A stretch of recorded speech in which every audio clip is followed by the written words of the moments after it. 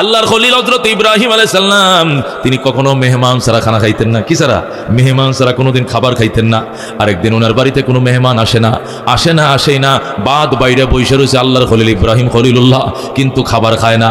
হযরত ইব্রাহিম আলাইহিস সালামের স্ত্রী বললেন, খানা খান না কেন? মেহমান ছাড়া জীবনে খাই নাই, আজকে উপাস থাকবো, তারপরও খানা খাবো না মেহমান ছাড়া। বেগম বলতেছে, মেহমান মাঝে মধ্যে তো নাও আসতে পারে, মাঝে মধ্যে মেহমান ছাড়াও তো খাইতে হয়, তো আমি মেহমান ছাড়া কোনোদিন খাই নাই, ভবিষ্যতেও খাবো না। আজকে মেহমান নাই, ইব্রাহিমের পেটেও খাবার নাই। আসসালামু আলাইকুম ওয়া রাহমাতুল্লাহি ওয়া বারাকাতুহু। প্রিয় দর্শক ভাই ও বোনেরা, আপনারা এইমাত্র যে ভিডিও ক্লিপটি দেখলেন, সেখানে একজন বক্তা হযরত ইব্রাহিম আলাইহিস সালামের নামে একটি ঘটনা পেশ করেছেন যে তিনি কখনো মেহমান ছাড়া খানা খাইতেন না, এমনকি স্ত্রীর সাথে এই বিষয়ে কথোপকথনও হয়েছিল। আজকে আমরা এমডি ইমন টিমের পক্ষ থেকে এই বক্তব্যটি কুরআন ও সহিহ হাদিসের আলোকে সম্পূর্ণ বিশ্লেষণ করব। প্রথম কথা হলো, ইসলাম একটি দলিলের ধর্ম। এখানে প্রতিটি কথার জন্য আল কুরআন ও সহিহ হাদিসের ভিত্তি থাকা ফরজ। আল্লাহ তাআলা সূরা ইসরায় 17 নম্বর সূরার 36 নম্বর আয়াতে স্পষ্ট ঘোষণা করেছেন, যে বিষয়ে তোমার জ্ঞান নেই তার পেছনে ছুটো না, কারণ কান, চোখ ও অন্তর প্রতিটি সম্পর্কে জিজ্ঞাসা করা হবে। এখন আমরা গবেষণা করে দেখি এই বক্তব্য কোথায় আছে।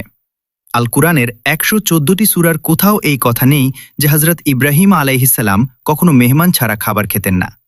সহিহ বুখারীতে নেই, সহিহ মুসলিমে নেই, সুনানে আবু দাউদে নেই, সুনানে তিরমিজিতে নেই, সুনানে নাসাইতে নেই, সুনানে ইবনে মাজাহতে নেই, মুসনাদে আহমদেও নেই।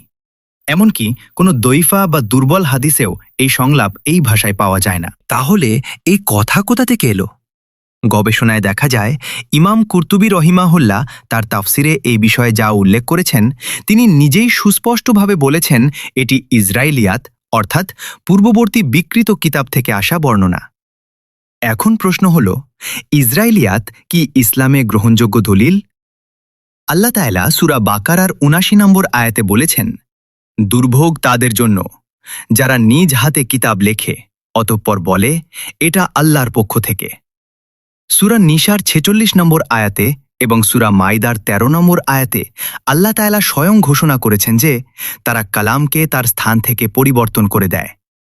আল্লাহ নিজেই যাদের কিতাবকে বিকৃত বলে ঘোষণা দিয়েছেন, সেই বিকৃত উৎস থেকে আসা বর্ণনা কিভাবে ইসলামের দলিল হতে পারে?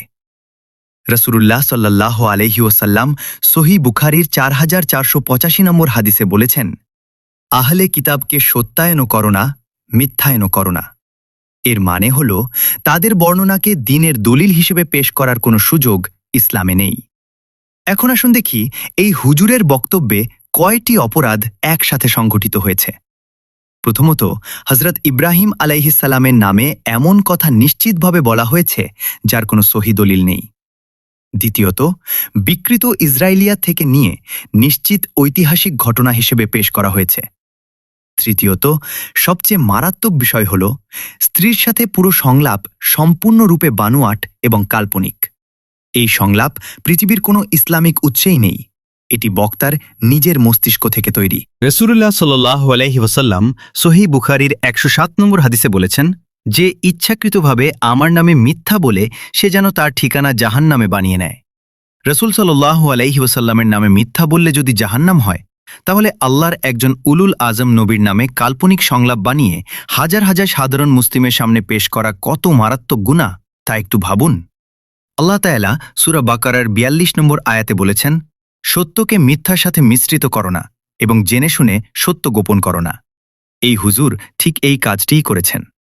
হযরত ইব্রাহিম আলাইহিস সালাম যে মেহমানদার ছিলেন, এটি কুরআনে সূরা হুদের ৬৯ নম্বর আয়াতে এবং সূরা জারিয়াতের ২৪ থেকে ২৭ নম্বর আয়াতে প্রমাণিত। এই সত্যের সাথে সম্পূর্ণ বানানোয়াট নাটক মিশিয়ে দেওয়া হয়েছে, ফলে সাধারণ মুসলিম পুরোটাই সত্য মনে করছেন। প্রিয় দর্শক, বাংলাদেশে ওয়াজ মাহফিলে দীর্ঘদিন ধরে এই ধরনের ভিত্তিহীন বক্তব্য পরিবেশিত হয়ে আসছে। কোনো সূরা নম্বর নেই, কোনো আয়াত নম্বর নেই, কোনো হাদিসের কিতাবের নাম নেই, কোনো হাদিস নম্বর নেই, শুধু আবেগ ও নাটকীয়তায় পরিপূর্ণ গল্প। ইসলাম কি এভাবে শেখার ধর্ম? কখনো না। আপনি যখনই ওয়াজ শুনবেন তখন এই বিষয়গুলো যাচাই করুন। আয়াত হলে সূরা ও আয়াত নম্বর জিজ্ঞেস করুন। হাদিস হলে কোন কিতাব এবং হাদিস নম্বর জিজ্ঞেস করুন।